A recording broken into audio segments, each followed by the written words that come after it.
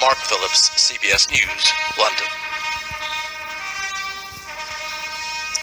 And a remarkable life and legacy we want to show you now. Live pictures from Buckingham Palace, where they have just posted the notice of Her Majesty's passing.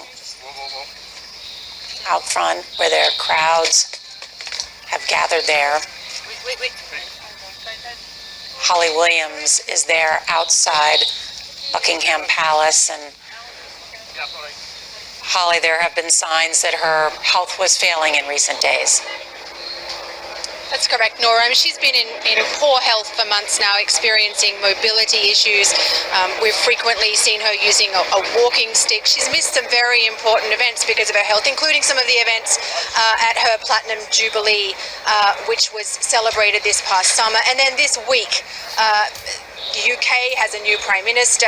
The new Prime Minister has to meet the Queen. Typically, that happens here in London at Buckingham Palace, but it was unprecedented this time. The new Prime Minister, Liz Truss, travelled around 500 miles to Scotland to meet the Queen. And those, I believe, the final images that we have of the Queen appearing in public, looking very elderly and very frail. I think it's impossible to overstate the extent to which this is the end of an era. She was a tiny woman in physical stature, but she was a giant, a towering figure in this country. She ascended the throne when she was a fresh-faced young mother. She is leaving it a great-grandmother. When she ascended the throne, Winston Churchill was the Prime Minister in this country, and British people were enduring austerity following World War II. It is now a modern, multicultural society. I think Queen Elizabeth II's trademarks are known not just here in this country, but around the world. She was known for her big hats, for her love of bright colours, for her love of sensible shoes, and for her beloved corgi dog. She was always seemingly surrounded by a swarm of them.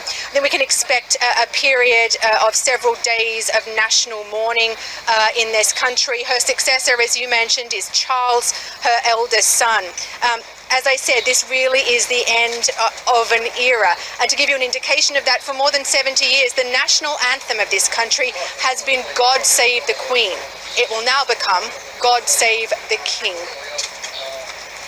Wow, Holly Williams, thank you. Yes, and the Queen was born April 21st, 1926. That year was also the first public demonstration of a true TV, just to give you a sense. And as you mentioned, of course, those last pictures that we saw of Her Majesty at Balmoral was when she was welcoming the new Prime Minister, Liz Truss.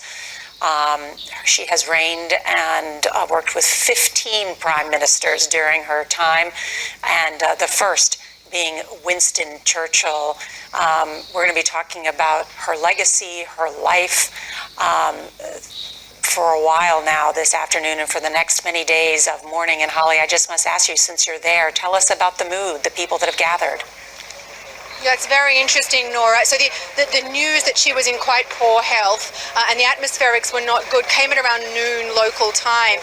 And we began to see people gather here outside the gates of Buckingham Palace. We're trying to give you a shot of that now, several hundred people at least.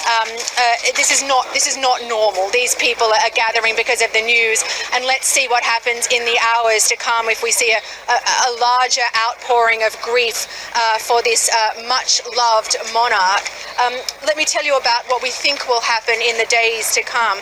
We understand that Queen Elizabeth's remains will come here to Buckingham Palace, her London home.